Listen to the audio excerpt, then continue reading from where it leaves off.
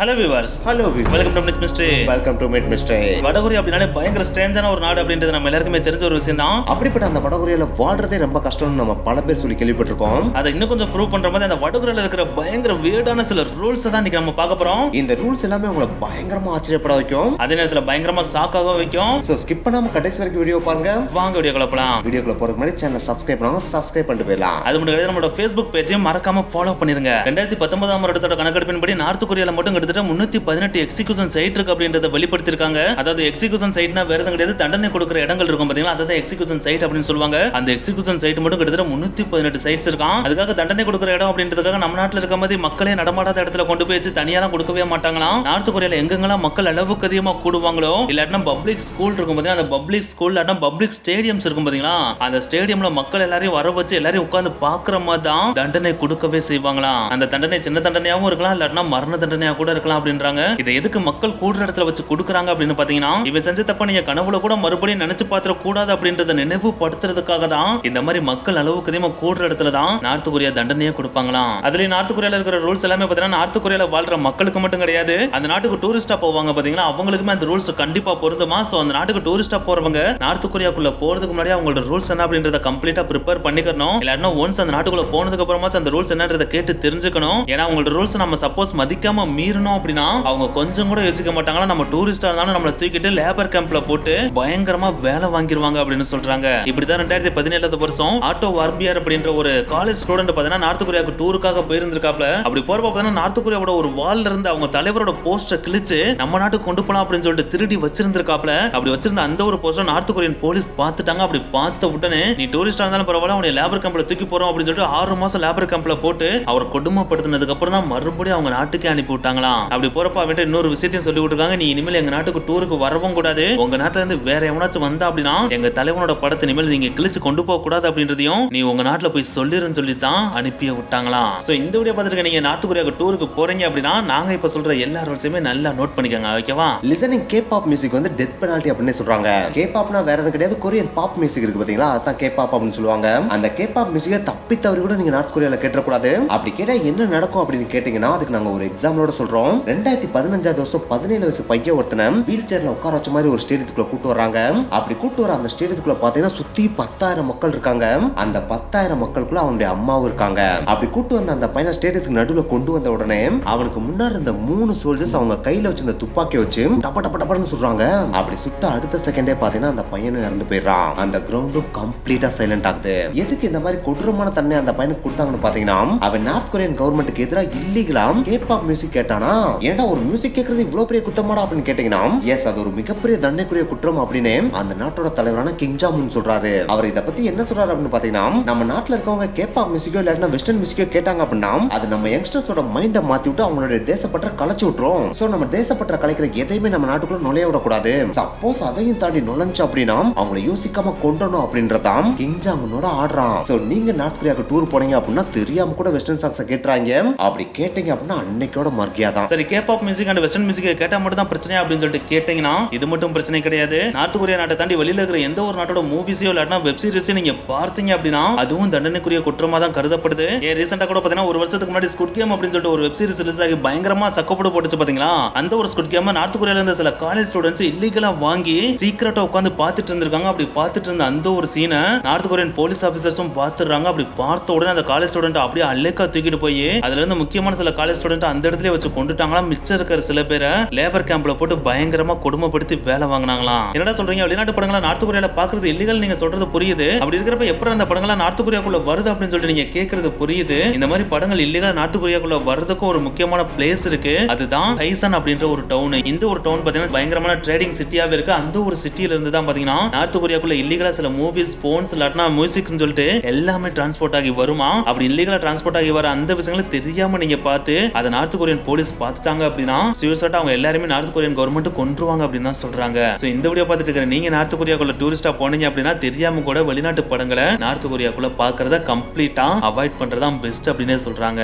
தூக்கம் அப்படின்றது சாதாரணமா வரக்கூடிய ஒரு விஷயம் தான், அது நேச்சுரலான ஒரு விஷயம் கூட. அதுலயும் ஸ்கூல்ல பாடம் நடத்துறப்போ இல்லன்னா காலேஜ்ல பாடம் நடத்துறப்போ இல்லன்னா முக்கியமான மீட்டிங்ல உட்காந்துப்போம் பாத்தீங்களா, அப்பதான் தூக்கம் பயங்கரமா வரும். நம்மளும் முடிஞ்ச அளவுக்கு அப்படி இப்படின்னு கண்ட்ரோல் பண்ணி பார்ப்போம். அப்படி கண்ட்ரோல் பண்ணியும் முடியல அப்படின்னா யோசிக்காம கொரன்னு கொட்டையோட தூங்கிரும் இல்லையா. அப்படி தூங்கணும் அப்படின்னா ஸ்கூல் காலேஜ் காலேஜா இருந்தா வெளியே நிக்க வச்சிருவாங்க, மீட்டிங்கா இருந்தா கண்டுக்கிறாம அவங்க வாட்டுக்கு மீட்டிங் நடத்திட்டே இருப்பாங்க இல்லையா. ஆனா இந்த மாதிரி மீட்டிங்லாம் நார்த் கொரியால நடத்தலாம் மாட்டாங்களாம். அதுலயும் முக்கியமா கிம் வந்து பேசுற மீட்டிங் இருக்கு பாத்தீங்களா, அந்த மீட்டிங்ல நீங்க தப்பி தவறி கூட கண்ணை அசந்துட கூடாது. அதுலயும் அவர் பேசிட்டு இருக்கப்ப தப்பி தவறி கூட கண்ணை அசந்து தூங்கிட்டீங்கன்னு வச்சுக்கோங்களேன், அவ்வளவுதான், அன்னைக்கு கூட நீங்க மர்கியாதான். இப்படிதான் 2015 வருஷம் நார்த் கொரியாவோட டிஃபென்ஸ் மினிஸ்டரான யங் சோல் அப்படின்றவரு கிம் பேசிட்டு இருக்கப்ப அசந்து தூங்கிட்டாப்லையா. இத பார்த்தோன்னே கிம்முக்குனாலும் பயங்கரமா கோவம் வந்துருது. ஏடா நான் இவ்வளவு தூரம் பேசிட்டு இருக்கேன், நான் பேசிட்டு இருக்கப்ப நீ தூங்குறியா, அப்ப நீ என்னை அவமானப்படுத்துறேன்னு அர்த்தம், என்னை அவமானப்படுத்துற, நீ உயிரோட இருக்க கூடாதுன்னு சொல்லிட்டு அவர் அப்படியே தூக்கிட்டு போய் ஒரு பப்ளிக் பிளேஸ்ல நிக்க வச்சாங்களாம். அந்த பப்ளிக் பிளேஸ்ல கிட்டத்தட்ட 100 மக்கள் இருந்தாங்களாம். அந்த 100 மக்களுக்கு நடுவுல இவரை நிக்க வச்சு சுட்டே கொண்டுட்டாங்களாம். சோ கிம்மோட மீட்டிங்ல தூங்குனாங்க அப்படின்னா டெத் பெனால்டி அப்படின்னு ஷூர் ஷாட்டா சொல்றாங்க. அதுக்காக அவரோட மீட்டிங்ல தூங்காம இருக்கிறது மட்டும் ரூல்ஸ் கிடையாது. ஒன்ஸ் அவர் முக்கியமான விஷயத்தை சொன்னதுக்கு அப்புறமா இல்லாட்டினா அவர் பேசி முடிச்ச உடனே அந்த மீட்டிங் ஹால்ல இருக்க எல்லாருமே கை வலிக்கிற அளவுக்கு பயங்கரமா கை தட்டணுமா, அந்த சத்தத்துல அந்த அரங்கமே அதிரணும் அப்படின்றதும் அங்க இருக்க ஒரு முக்கியமான ரூல்ஸா. சப்போஸ் அந்த மீட்டிங்ல இருக்க யாராவது கை தட்டாம இருந்தாங்கன்னு வச்சுக்கோங்களேன், அவங்களுக்கு மரண உறுதி அப்படின்னு சொல்றாங்க.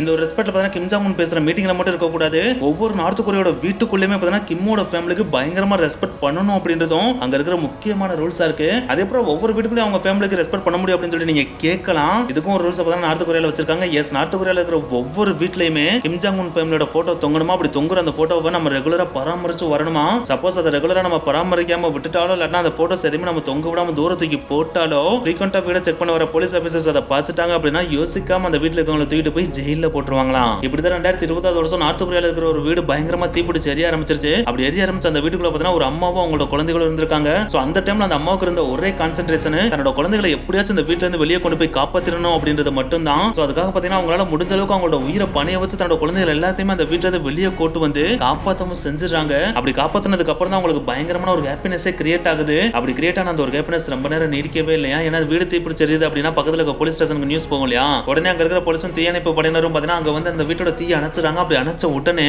அந்த போலீஸ் அந்த வீட்டுக்குள்ள போயிட்டு இன்ஸ்பெக்ஷனுக்கு போயிருக்காங்க. அப்படி போறப்ப பாத்தீங்கன்னா அந்த வீட்டுக்குள்ள இருந்த கிம்மோட ஃபேமிலியோட போட்டோஸ் இருக்கு பாத்தீங்களா, அது தீயா எரிஞ்சு போச்சாம். அதை பார்த்தோன்னே அந்த போலீஸ் ஆபீசர்ஸ்னால பயங்கரமா கோவம் வந்துருது. அப்படி வந்த உடனே வெளியே வந்து அந்த அம்மாவை பிடிச்சி திட்டுன்னு திட்டி அவங்களை அப்படியே திருப்பி ஜெயில போட்டாங்க. அப்படி ஜெயில போட்டோன்னு அந்த அம்மா போலீஸ் ஆபீசர்ட்ட எதுக்கு சார் என்னை தூக்கிட்டு வந்து இப்ப ஜெயில போடுறீங்க அப்படின்னு சொல்லிட்டு கேட்டிருக்காங்க. அதுக்கு அந்த போலீஸ் ஆபீசர் பயங்கர கோவமா, உனக்கு எவ்வளவு தைரியம் இருந்தா உன்னோட குழந்தைய மட்டும் காப்பாத்திட்டு உள்ள இருந்த கிம் ஜாங் உன் ஃபேமிலியோட போட்டோ மட்டும் எரிய விட்டுருப்ப, இப்படி உங்களோட போட்டோ எரிய விட்டதுக்கு உனக்கு மரண தண்டனை கொடுத்துருக்கணும், அதை கொடுக்காம உன்னை ஜெயில தூக்கி போடுறதுக்கு நீ சந்தோஷப்பட்டுக்கணும் அப்படின்னு சொல்லிட்டு அவங்களை தூக்கி ஜெயில போட்டுட்டு அவங்க கிளம்பி போயிட்டாங்களாம். இந்த ஒரு விஷயம் அந்த அம்மாவுக்கு மட்டும் கிடையாது, நார்த் கொரியால இருந்த எல்லா ஃபேமிலிக்குமே விருத்தனமான பயத்தை கொடுத்துச்சான். சோ அதுக்கப்புறம் தன்னுடைய குழந்தைகளை நல்லா பாத்துக்கிறாங்களோ இல்லையா, அவங்க வீட்டுல இருக்கிற கிம் ஜாங் உன்னோட ஃபேமிலியோட போட்டோ இருக்கு பாத்தீங்களா, அதை இப்போ பயங்கரமா பராமரிச்சு பார்த்துட்டு இருக்காங்களா. சரி, அதெல்லாம் சரி, இந்த மாதிரி கிம் ஜாங் உன் ஃபேமிலியோட போட்டோவை மாட்டணும் அப்படின்ற ரூல்ஸ் எப்ப இருந்து நார்த் கொரியால வந்துச்சு அப்படின்னு சொல்லிட்டு கேட்டீங்கன்னா, இந்த ஒரு ரூல்ஸ் 1970க்கு அப்புறம் தான் கட்டாயமான ஒரு ரூல்ஸாவே மாற்றப்பட்டுச்சான். அதுலயே நார்த் கொரியால இருக்கிற எல்லாரோட வீட்லயுமே கிம் டூ சங்கோட போட்டோ கண்டிப்பா இருக்கணும் அப்படின்றது முக்கியமான ரூல்ஸ். அவரோட போட்டோ இல்ல அப்படினாலே அவங்களை தூக்கி ஜெயில போட்டுருவாங்களாம்.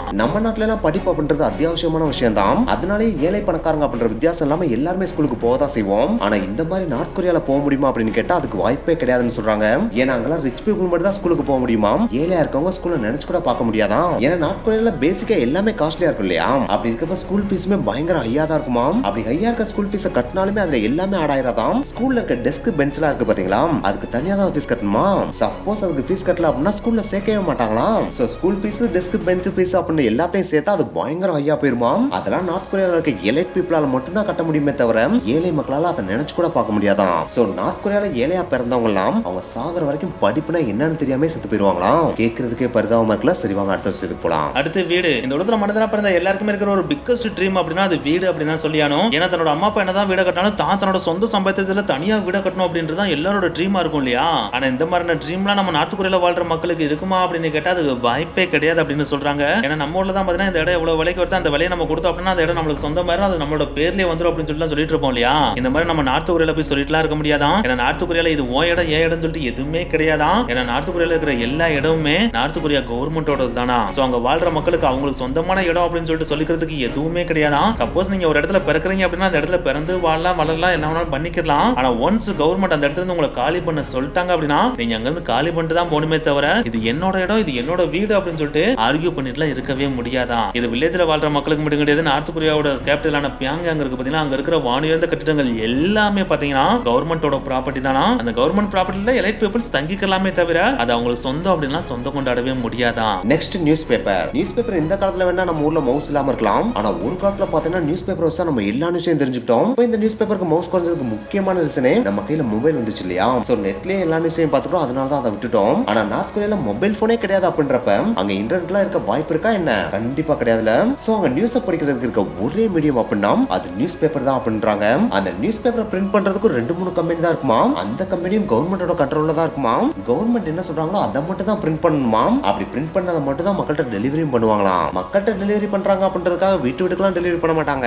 நார்த் கொரியால சப்வே ஸ்டேஷன்ஸ் இருக்கும் பாத்தீங்களா, அந்த சப்வே ஸ்டேஷன்ல மட்டும் தான் ஒரு மூலையில ஒட்டி வச்சிருப்பாங்களாம். சோ அந்த ஒட்டி இருக்க இடத்துல தான் மக்கள் கூட்டம் கூட்டமா போய் நியூஸ் படிச்சுட்டு வருவாங்களாம். இதுவும் கூட பாத்தீங்கன்னா எலைட் பீப்புள் இருக்க இடத்துல மட்டும் தான் இருக்குமே தவிர புவர் பீப்புள் வாழ்ற இடத்துல நியூஸ் பேப்பர் அப்படின்றது சுத்தமா கிடையவே கிடையாதான். சோ நார்த் கொரியால ஏழை மக்களுக்கு நியூஸ்னா என்னன்னே தெரியாதான். அந்த அளவுக்கு தான் பரிதாபமா வந்துட்டு இருப்பாங்களாம். சண்டே இஸ் தி பண்டே அப்படின்றது நம்ம எல்லாருக்குமே தெரிஞ்ச ஒரு விஷயம் தான். அது நம்ம நாட்டுல மட்டும் கிடையாது, இந்த உலகத்துல இருக்கிற எல்லா நாடுகளிலுமே பாத்தீங்கன்னா சண்டே அப்படினாலே ஹாலிடே தான். அன்னைக்கு டேல பாத்தீங்கன்னா நம்ம ஜாலியா என்ஜாய் பண்ணிட்டு இருப்போம் இல்லையா? ஆனா இந்த மாதிரி நார்த் கொரியால நம்மளால என்ஜாய் பண்ண முடியுமா அப்படின்னு கேட்டா கண்டிப்பா கிடையாது அப்படின்னு தான் சொல்லியானோ. ஏன்னா நார்த் கொரியால சண்டேவை எப்படி சொல்றாங்க அப்படின்னு பாத்தீங்கன்னா அது ஒரு கலெக்டிவ் லேபர் டே அப்படின்னு சொல்றாங்க. எஸ் அந்த ஒரு நாள் பாத்தீங்கன்னா நார்த் கொரியன்ஸ் யாருமே அந்த அளவுக்கு பெருசா ரெஸ்டே எடுக்க மாட்டாங்களாம். அன்னைக்கு டேல தான் பாத்தீங்கன்னா அவங்க நாட்டை அவங்க சுத்தப்படுத்துவாங்களாம். எஸ் ஒவ்வொரு சண்டேவும் பாத்தீங்கன்னா அந்த நார்த் கொரியால இருக்கிற எல்லாருமே அவங்க வீட்டை சுத்தி இருக்கிற பிளேஸ், சைடு வாக்ஸ், ரோட்ஸ் சொல்லிட்டு எல்லா பிளேஸையுமே கண்டிப்பா சுத்தம் பண்ணியானுமா. இதுக்காக மாடர்ன் எக்யூப்மெண்டா எதுவுமே கொடுக்கவே மாட்டாங்களாம். அவங்க அவங்க இருக்கிற விளக்கமாறு குப்பை கவர்னு சொல்லிட்டு அதை எடுத்துட்டு போய் இருக்கிற குப்பை எல்லாத்தையுமே எடுத்து தூக்கி போட்டு அந்த இடத்தையே கம்ப்ளீட்டா சுத்தம் பண்ணிருக்கணுமா. இதனாலதான் நீங்க கூகுள்ல இருக்கிற நார்த் கொரியா போட்டோவை பாக்குறப்பே தெரியும் அது எல்லாமே பயங்கர கிளீனா இருக்கும். அதுக்கான முக்கியமான ரீசனே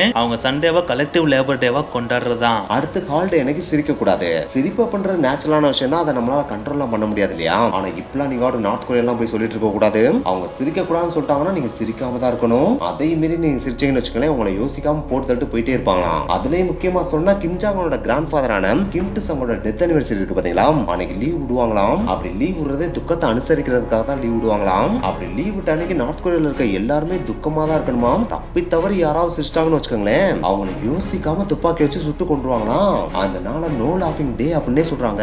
அடுத்தது வேலை. நம்ம நாட்டுல மட்டும் கிடையாது, இந்த உலகத்துல இருக்கிற எல்லா நாட்டிலுமே பாத்தீங்கன்னா எல்லாருமே படிப்போம், படிச்சு முடிச்சுட்டு டிகிரி வாங்குவோம். டிகிரி வாங்கினதுக்கு அப்புறம் அந்த டிகிரிக்கேற்ற வேலையை தேடுவோம். சப்போஸ் நம்மளுக்கு டிகிரிக்கேற்ற வேலை கிடைக்கலன்னு கிடைச்ச வேலையை பார்த்து அதுல ஏதாச்சும் growth இருந்துச்சுன்னா பயங்கரமா சம்பாதிப்போம் இல்லையா? ஆனா இந்த மாதிரியான ஒரு ப்ராக்ரஸ் நார்த் கொரியால இருக்குமான்னு கேட்டா அதுக்கு வாய்ப்பே கிடையாது அப்படின்னு சொல்றாங்க. ஏன்னா நார்த் கொரியால படிப்பு அப்படின்றதே எலைட் பீப்புளுக்கு மட்டும்தான் உரித்தானது அப்படின்றத நம்ம முன்னாடியே பார்த்திருந்தோம் இல்லையா? அப்படி எலைட் பீப்புளா இருந்து நம்ம நார்த் கொரியால படிச்சாலுமே படிச்சு முடிச்சதுக்கு அப்புறம் யாரு வேலைக்கு வரணும் யாரு வேலைக்கு வரக்கூடாது அப்படின்றத டிசைட் பண்றதே கவர்மெண்டா தான் இருக்குமா. எஸ் நார்த் கொரியன் கவர்மெண்ட் இந்த வேலைக்கு எவன் செட் ஆகும் அப்படின்றது அவங்களே தான் பிக் பண்ணி எடுப்பாங்களாம். அப்படி எடுத்ததுக்கு அப்புறம் மிச்சர் பையன் பாத்தீங்கன்னா படிச்சு முடிச்சவங்க அவங்க எல்லாரையுமே ஃபோர்ஸ் பண்ணி நீ லேபர் கேம்புக்கு போன்னு சொல்லிட்டு அடிமட்ட வேலைக்கு அடிச்சு பத்தி விட்டுருவாங்களாம். அப்படி அடிச்சு பத்தி விடுறப்ப இல்லப்பா எனக்கு லேபர் கேம்ப்லாம் பிடிக்கவே பிடிக்காது, நான் கவர்மெண்ட் வேலை வரைக்கும் வெயிட் பண்ணிட்டு தான் இருப்பேன் அப்படின்னு சொல்லிட்டு நீங்க அடம் பிடிச்சீங்க அப்படின்னா உங்களை யோசிக்காம சுட்டு கொண்டுருவாங்க அப்படின்னு கூட சொல்றாங்க.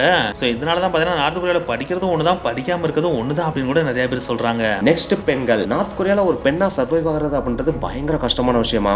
அதுக்கு ஒரு எக்ஸாம்பிள் சொல்லணும் அப்படின்னா நம்ம ஊர்ல எல்லாம் யூஸ் பண்ற சானிட்டரி பேட் இருக்கு பாத்தீங்களா, அந்த மாதிரி நார்த் கொரியால இருக்கவே இருக்காதாம். அங்க ஒன்லி ரீயூசபிள் சானிட்டரி பேடை மட்டும் தான் பெண்கள் யூஸ் பண்ணவே செய்வாங்களாம். அதாவது ஒவ்வொரு தடவை அலசி அலசி மறுபடியும் அதே பேடை தான் பெண்கள் யூஸ் பண்ணவே செய்வாங்களாம். இந்த மாதிரி யூஸ் பண்றதுக்கு ஒரு முக்கியமான காரணம் இருக்கு. ஏன்னா அது போர் கண்ட்ரிலயே அந்த அளவுக்கு பெருசா மேனுஃபேக்சரிங்கே இருக்காது. சப்போஸ் மேனுஃபேக்சரிங் பண்ணி வெளியே வந்தாலும் அது பயங்கர காஸ்ட்லியா இருக்குமா. அதை அடிக்கடி காசு கொடுத்து வாங்குற அளவுக்கு பெண்கள்ட்ட காசே இருக்காதாம். அதனாலதான் ஒரு தடவை வாங்கினாலே அதை பல தடவை வாஷ் பண்ணி யூஸ் பண்ணுவாங்களாம். அதுக்கடுத்து பெண்களுக்கு அபார்ஷன் அப்படின்ற விஷயத்துக்கு அலோவ் பண்ணவே மாட்டாங்களாம். ஒரு பெண்மணிக்கு பிடிக்குதோ பிடிக்கலையோ ஒன்ஸ் அவங்க பெர்மனன்ட் ஆயிட்டாங்கன்னு வச்சுக்கோங்களேன், அவங்க கண்டிப்பா குழந்தைய பெத்தாகணுமா. என கிம் ஒரு விஷயத்துல பயங்கரமா நம்பிக்கை வச்சிருக்காப்ல. நம்ம நாட்டோட பெண்கள் தேசப்பற்று மிக்க வீர குழந்தைகளை பெற்று தருவாங்க அப்படின்ற விஷயத்துல அவர் பயங்கரமா நம்பிக்கை வச்சிருக்காராம். அதனாலதான் நார்த் கொரியால அபார்ஷன் அப்படின்ற ஒரு விஷயம் பேண்ட் அப்படின்னு சொல்றாங்க.